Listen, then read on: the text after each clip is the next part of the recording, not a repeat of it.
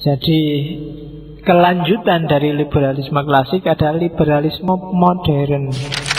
Kalau tadi kebebasan negatif, bebas dari banyak aturan yang mengungkung, sekarang kebebasan positif, bebas untuk.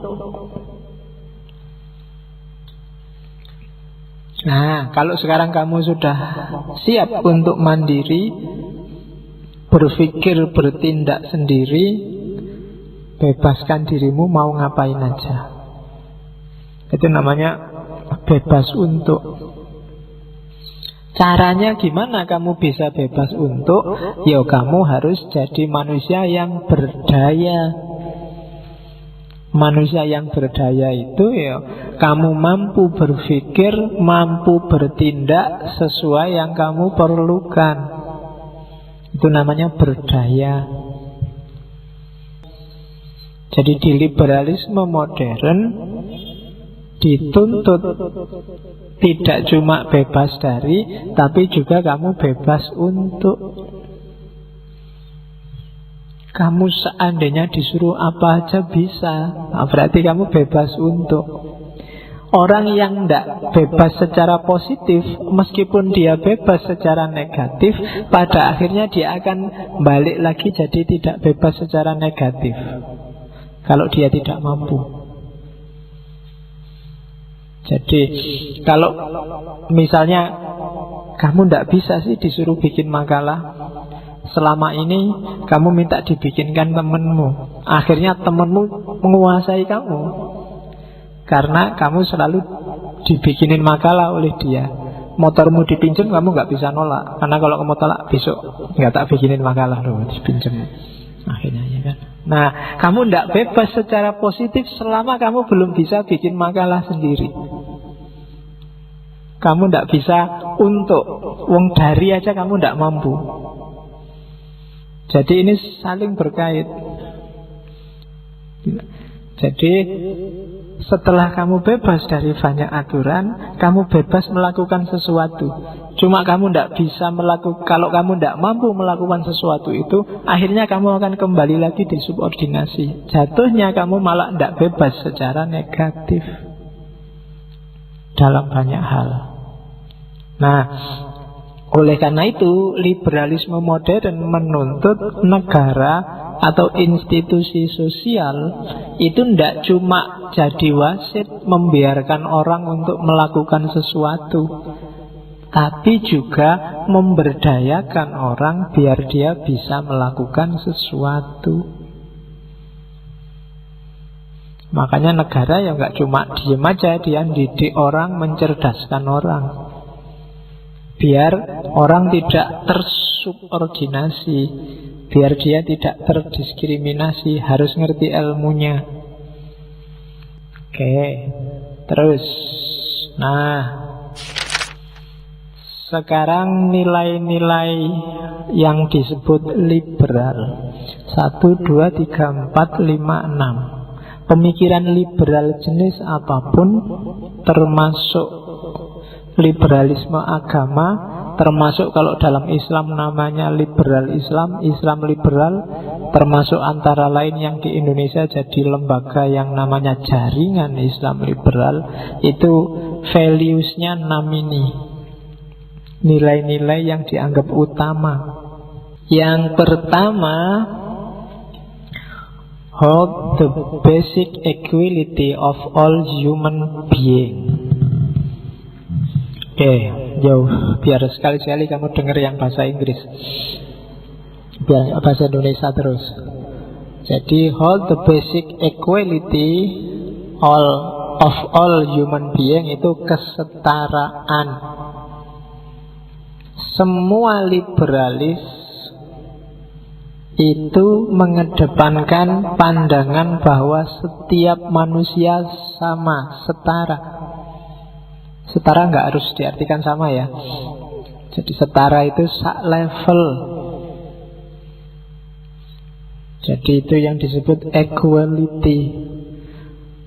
Laki-laki dan perempuan, dosen dan mahasiswa, presiden dan rakyat, kiai dan santri, takmir dan jamaah, itu semuanya equal.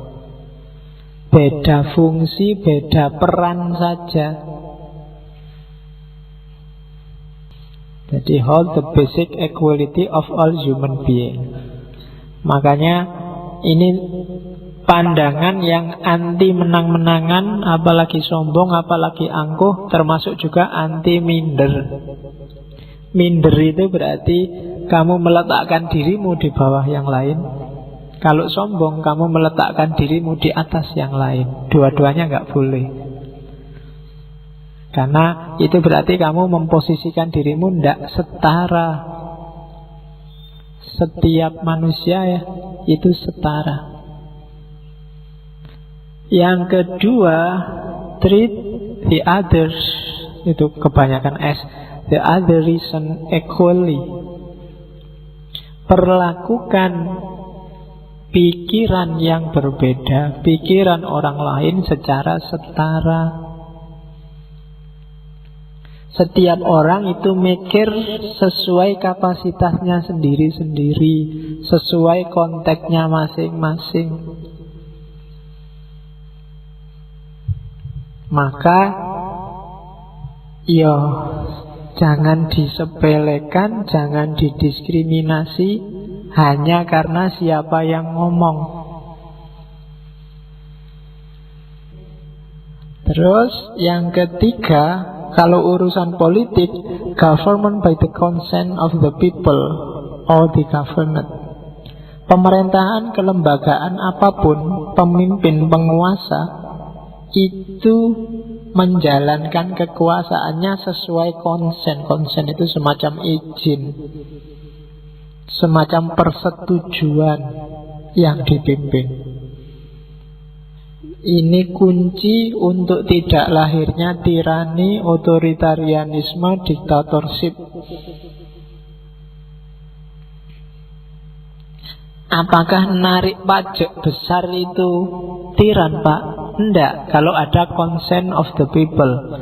Kalau rakyatnya setuju ya enggak apa-apa. Biar negara kita maju, pajaknya kita naikkan 2 kali lipat, Pak. Nah, enggak apa-apa kalau rakyatnya setuju loh ya.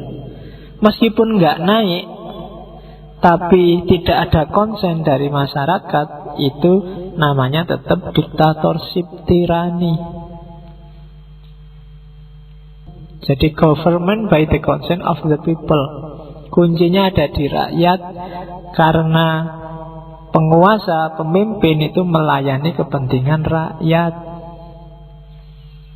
Yang ketiga, the emphasis of individual, tekanannya pada individu, seperti dijelaskan di atas. Yang ke 1, 2, 3, 4, 5, the state is instrument. Negara itu hanya alat, lembaga sosial itu hanya alat, RT, RW, dukuh, lurah, camat, bupati, gubernur itu hanya alat. Tujuannya apa? Kesejahteraan, ketentraman rakyat.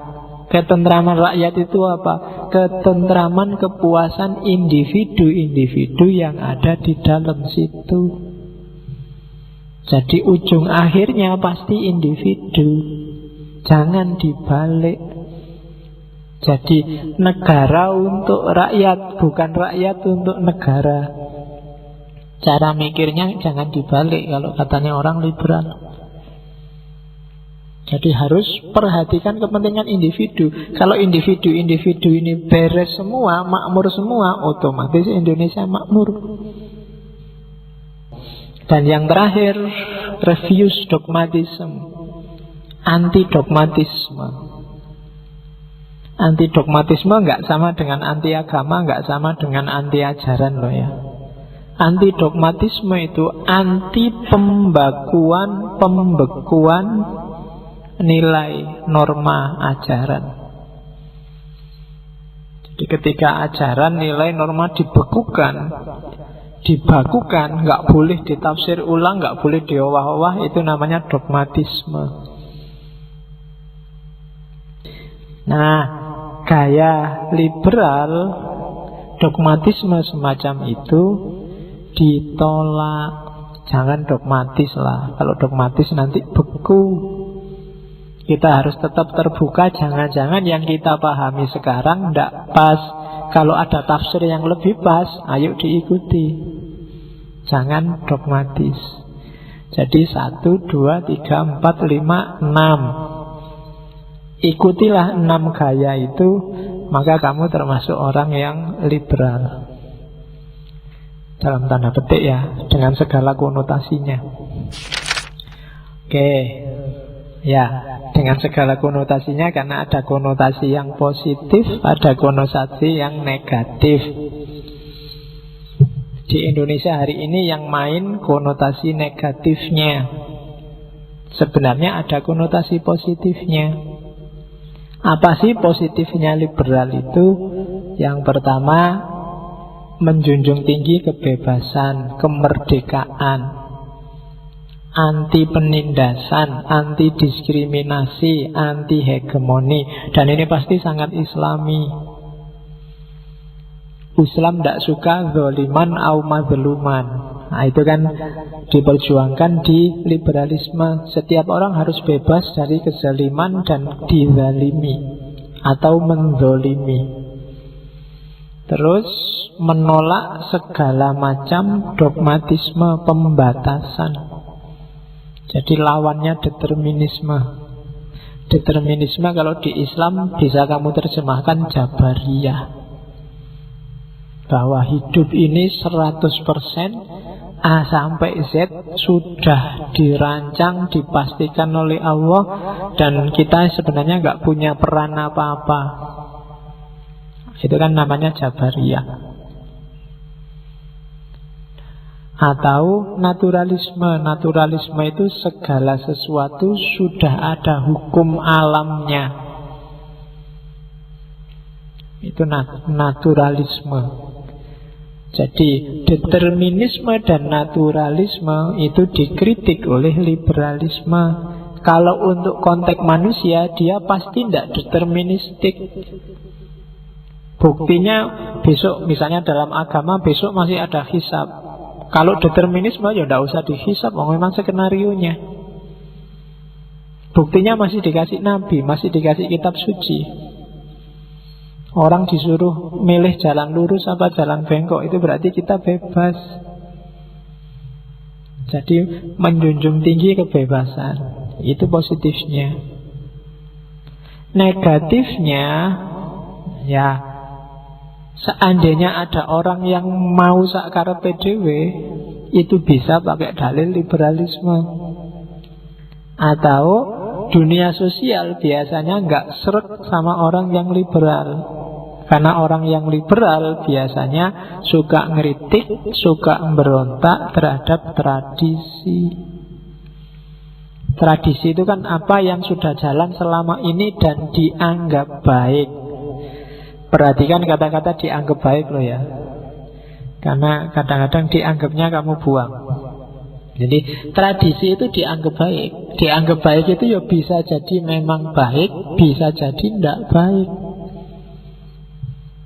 Nah, orang liberal itu punya kecenderungan untuk ngobrak-abrik ini, gitu. Mengkritisi, melakukan revolusi-revolusi atas nama tradisi. Jadi tradisinya dikritik, kira-kira yang dianggap baik tadi benar-benar baik apa enggak, maslahat apa enggak, relevan apa enggak. Dan ini kan secara sosial orang-orang semacam ini memang menggelisahkan. Itu konotasi negatifnya. Jadi secara positif dia menjamin nilai kemanusiaan, kemerdekaan manusia. Secara negatif dia cenderung melawan tradisi, sehingga sering jadi sumber masalah. Cuma visinya sebenarnya yang di atas tadi. Ini saya sebut konotasi. Konotasi itu bisa dibawa ke sana, bisa dibawa ke sini. Cuma kita tidak boleh terjebak oleh konotasi. Konotasi itu kan berarti sudah kesannya orang. Oke, sekarang kita lihat. Tadi saya ngomong konteks. Jadi liberalisme itu banyak konteksnya. Ada personal, ada sosial, ada budaya, ada politik, ada ekonomi. Yang pertama personal. Secara personal, apa sih liberalisme itu? Liberalisme kalau per individu biasanya orang yang punya pandangan anti feudal, anti kemapanan, orang yang rasional, independent, open minded. Itu cirinya. Kritis terhadap adat istiadat, tradisi, tidak mau terikat. Perhatikan ciri-ciri 3 yang di atas itu semua kan gaya berpikir, gaya hidup. Kamu termasuk orang yang bergaya hidup liberal kalau kamu mengembangkan gaya anti tradisi, anti adat istiadat, tidak mau terikat, independen, rasional, berpikiran terbuka, anti feudalisme. Kalau kamu punya karakter ini, berarti kamu tergolong yang liberal. Meskipun kamu punya kartu anggota Islam liberal misalnya, tapi kalau gayamu mikire dogmatis, ora gelem disalahke, selalu membela kelompoknya sendiri, itu berarti kamu belum liberal. Jadi secara person karakter dasarnya adalah kritis, anti feudalisme, rasional, independen, dan open minded.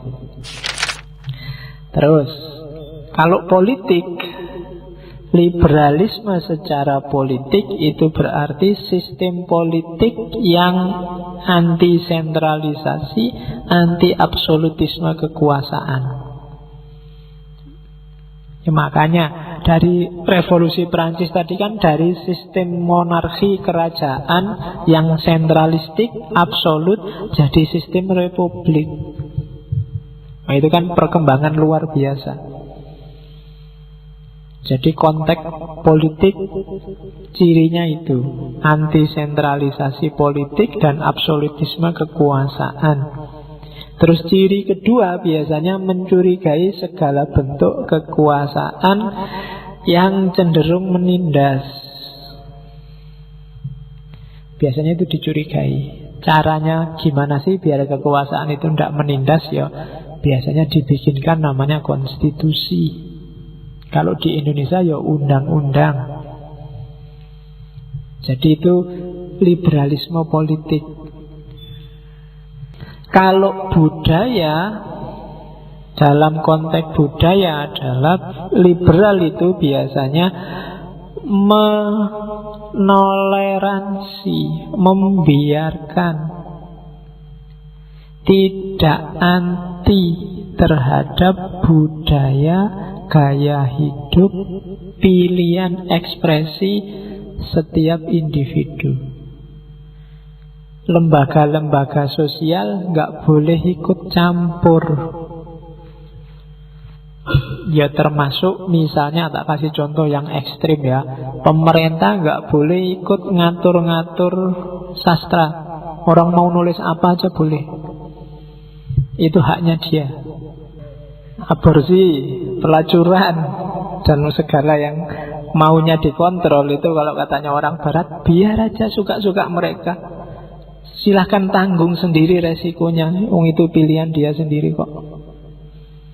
Seks bebas, kok terus hamil, kok terus aborsi, pendarahan, meninggal, urusanmu dewe, salahmu dewe. Sudah ngerti resikonya toh, sudah besar toh, ya wis, tanggungan dewe. Cara mikirnya begitu. Bukan urusan kok bodoh banget ya, orang seks bebas kok boleh. Enggak, karena mereka nganggap kalau orang sudah dewasa, pikirannya sudah full, itu harusnya nggak melakukan itu. Seandainya melakukan, dia tahu resikonya dan siap menanggung. Ya, jadi liberalisme dalam konteks budaya semacam ini. Terus yang paling inti hari ini itu yang sering jadi tema adalah liberalisme ekonomi. Jadi bebas secara ekonomi. Ini yang sering jadi sumber masalah. Ciri paling gampang liberalisme ekonomi itu free market, pasar bebas. Jadi free market itu awal dari tadi, karena orang boleh punya kepemilikan pribadi, maka pasar harus bebas. Pemerintah jangan terlalu banyak intervensi. Institusi-institusi sosial nggak usah ikut main. Setiap orang silahkan bermain ekonomi sesuai kekuatannya masing-masing.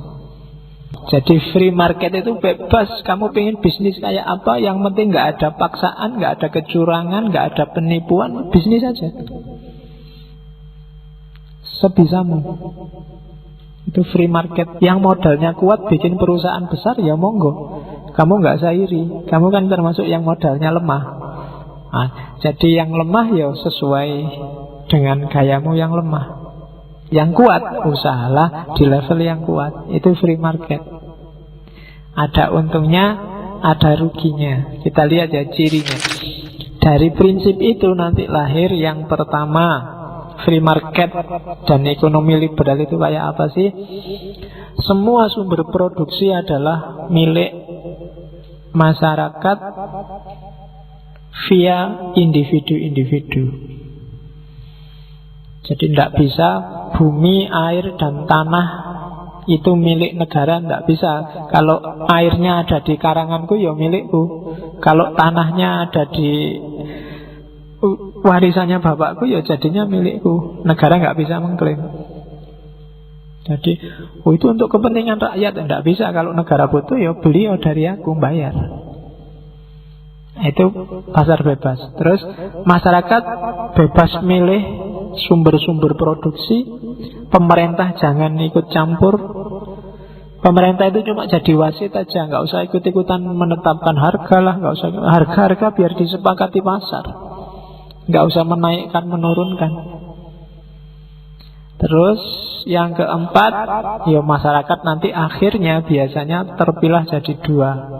Ada kelompok yang menguasai sumber-sumber produksi, ada masyarakat yang hanya pekerja saja karena nggak punya sumber produksi. Terus biasanya terus muncul persaingan dalam rangka nyari untung. Terus segala aktivitas parameternya pasar. Kamu protes misalnya acara TV kok tidak mutu semua, terserah yang penting laku, kata TV-nya. Orientasinya pasar. Pak, ini kurikulum kok kayak gini kok Pak tidak mutu. Loh, itu kemarin sudah survei, pasar minta kayak gitu. Urusannya pasar. Kalau sudah kayak gitu berarti kampusnya sudah jadi pasar. Jadi kalau ya idealisme keilmuan, bahkan agama pun ketika masuk ke ranah ekonomi kan juga jadi pasar. Ustadz atau kiai yang masuk TV boleh ngomong apa, tidak boleh ngomong apa. Misalnya, hati-hati ya ngomong tentang si A, sekarang sensitif loh. Jadi kalau ustadznya sedang berapi-api ngomong si A, begitu ada kata-kata si A terus jadi tut, TV-nya tit, ngomong disensor terus ngomongnya untuk kepentingan pasar. Jadi itu ekonomi liberal. Parameternya pasar. Dan pokoknya maju mundurnya boleh tidaknya ukurannya pasar. Pasar masih butuh pasar masih menyerap dan seterusnya. Pornografi Pak di internet luar biasa. Nah, tapi orang-orang masih seneng Yang download jauh lebih banyak daripada yang download e-book Al-Quran apa-apa, itu jauh persentasenya, termasuk di Indonesia. Indonesia konsumen pornografi terbesar nomor 4. Oke. Ya. Jadi kamu setiap hari ngeritik ekonomi liberal, kapitalisme, wong kamu yang mensukseskan kok. Aktor-aktornya kamu juga. Nggak ada yang lain. Oke. Keuntungan dan kerugiannya nanti kamu baca sendiri ya. Sudah bisa diraba sebenarnya. Keuntungannya apa, kerugiannya apa.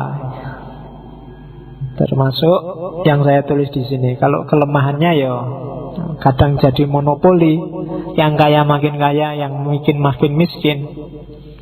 Kalau birokratnya korup kayak di Indonesia ini, pasar pasti jungkir balik. sistem ekonomi pasti kacau, gejolak karena penguasaan sumber-sumber produksi, persaingan bebas. Dan akhirnya hubungan sosial ukurannya kadang-kadang juga untung dan tidak untung. Agama diukur juga untung dan tidak untung. Pendidikan diukur juga untung dan tidak untung. Dan itu bunuh dirinya orang modern. Dampaknya kita rasakan sendiri. Jadi kelemahannya di situ. Oke. Hari ini dikenal isu juga neoliberalisme. Neoliberalisme itu yang sekarang orang sering debat.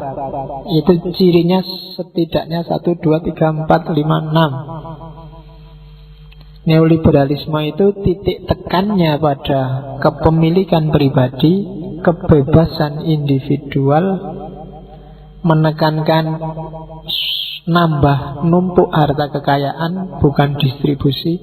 Jadi yang kaya, makin miskin tadi. Terus kompetisi pasar tanpa regulasi, atau kalau ada regulasi ya minimal aja. Serahkan semua pada mekanisme pasar. Terus efisiensi. Dan yang terakhir, intervensi pemerintah sebaiknya tidak ada, atau kalau ada harus sangat rendah. Itu namanya neolib. Orang yang punya gaya ini, dia termasuk kelompok neoliberal. Agak beda sama yang liberal klasik. Kalau di liberal klasik, negara itu hanya alat. Tapi kalau di neolib, negara bisa jadi aktor. Cuma aktor yang mensukseskan kepemilikan pribadi, individual, dan lain-lain. Bedanya di situ. Oke, sebentar kita ngomong ke pengaruhnya ke agama. Jadi liberalisme John Locke, Thomas Hobbes tadi nanti dipuncaki oleh René Descartes yang bilang bahwa aku berpikir maka aku ada. Ketika dideklarasikan rasionalisme oleh Descartes, lahirlah kebebasan sekaligus menyisihkan semua yang tidak rasional, semua yang tidak bisa dipikir, antara lain agama. Dan disetujui oleh banyak filosof selanjutnya, termasuk David Hume, termasuk Immanuel Kant, bahwa agama adalah sesuatu yang non-rasional. Sementara dia non-rasional, padahal peradaban modern itu butuhnya rasio, akhirnya agama lambat laun tersisih. Teori ini akan kita perjelas minggu depan ketika kita ngomong sekularisme. Nah, dari situ nanti lahir kelompok beragama yang liberalis. Kalau di Kristen diawali dari lahirnya Protestanisme. Gerakannya disebut gerakan reformasi.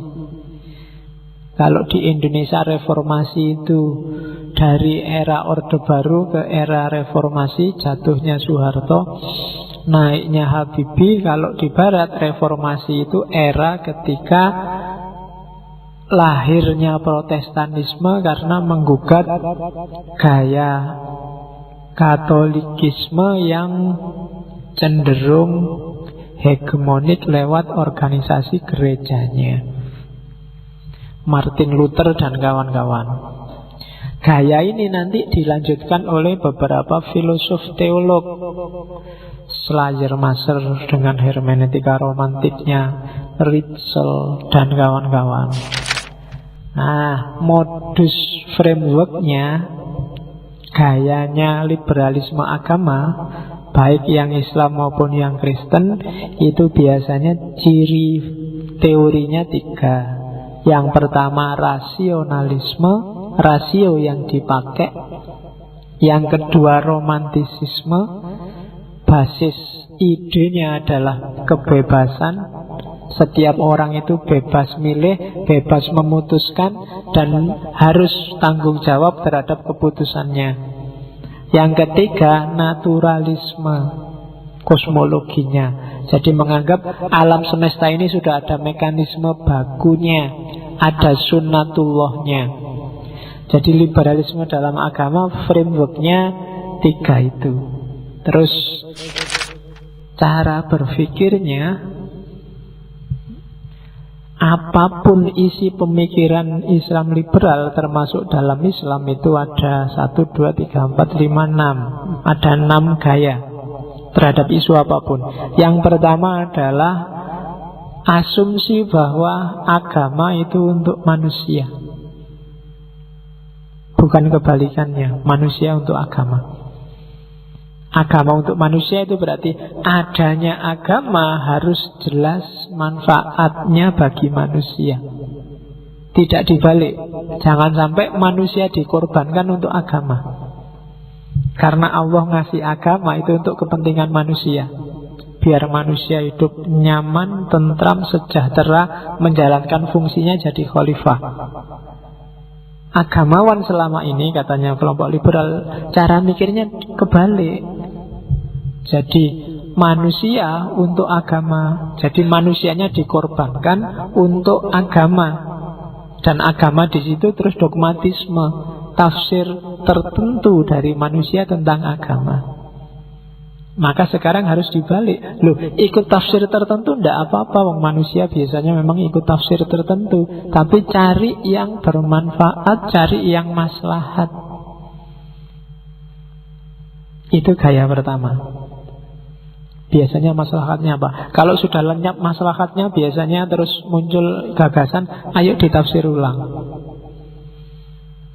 Yang kedua, otonomi manusia. Jadi setiap orang itu otonom. Silahkan memahami sendiri, silahkan merasionalkan agamamu sendiri, karena nanti kamu akan tanggung jawab sendiri. Jangan mau dihegemoni, jangan mau diatur-atur, jangan mau dipaksa-paksa ikut cara berpikir, cara beragama tertentu. Itu yang kedua. Yang ketiga, konteks atau latar belakang budaya harus didahulukan daripada aspek doktrinalnya.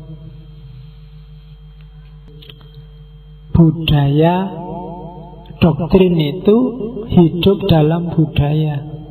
Maka dahulukan dulu kalau ingin memahami doktrin, budayanya. Untuk memahami Islam yang turun di Arab abad ke-7, ke-6, maka pahami Arab abad ke-6, gaya hidupnya, mode berpikirnya, kondisi ekonomi, sosial, budaya, bahkan geografisnya. Akan jadi kunci untuk memahami doktrin. Kamu tidak akan bisa paham surga, neraka, malaikat, benar salah versi Islam kalau tidak paham Arab abad ke-6. Konteks. Jadi konteks jadi sangat penting kalau di liberal. Terus yang keempat, relevansinya ajaran dengan kekinian. Meskipun kamu harus melihat budaya yang jadi settingnya di masa lalu, jangan berhenti di budaya. Kalau berhenti di budaya, kamu akan berhenti di jenggot, di jubah, di bathuk hitam, di apalagi sorban, berhentimu di situ terus. Jangan berhenti di situ. Kalau sudah paham setting sejarahnya, kamu harus bergerak ke masa kini. Itulah yang disebut nyari relevansi dengan kekinian. Al-Quran nyuruh nutup aurat, dipraktekkan oleh abad ke-6 pakai jubah, Indonesia abad 21 pakai sarung sebenarnya juga sudah cukup. Itu cara mikir budaya dan nyari relevansi. Yang penting kan nutup aurat.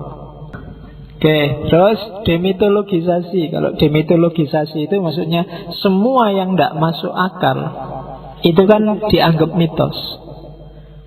Dan mitos itu tidak bisa dia operatif dalam hidup. Caranya apa? Didemitologisasi, dimaknai secara eksistensial. biar relevan dengan hari ini dan bisa operatif. Dan yang terakhir, gaya bahasanya juga harus mengadaptasi gaya bahasa kekinian. Untuk biar Islam ini modern, ya gaya bahasanya harus gaya bahasa modern. Dia harus diterjemahkan, ditafsirkan dengan gaya modern.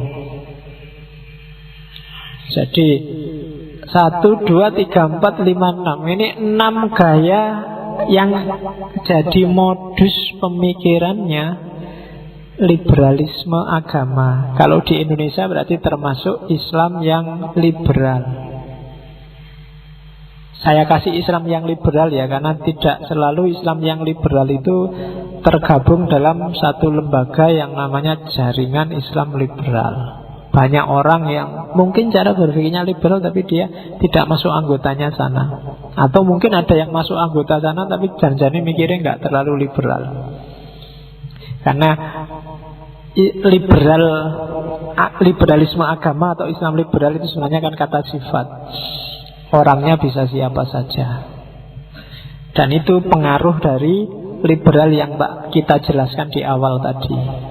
Kebebasan manusia, kemandirian manusia, luasnya ruang privat dan mengecilnya ruang publik dan seterusnya. Itu berarti modus-modus yang mempengaruhi cara berpikir liberalisme.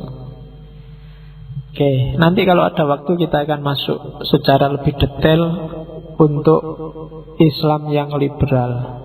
Karena Islam yang liberal sebenarnya kelanjutan dari sini. Nanti kan liberalisme masuk ke dunia Islam pertama yang membawakan Napoleon dan kawan-kawan waktu dia masuk Mesir.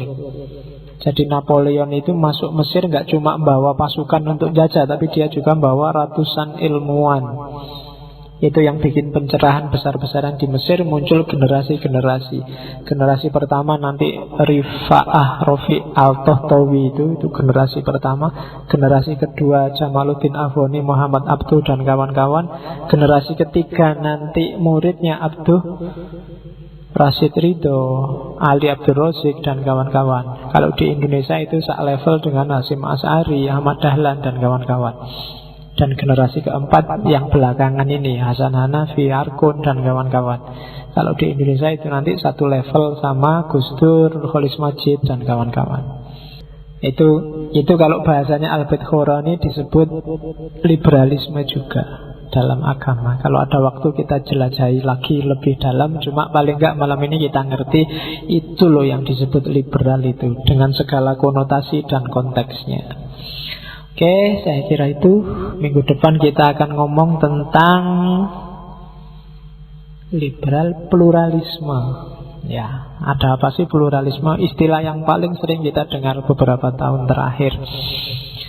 Saya kira itu. Insya Allah ketemu lagi minggu depan.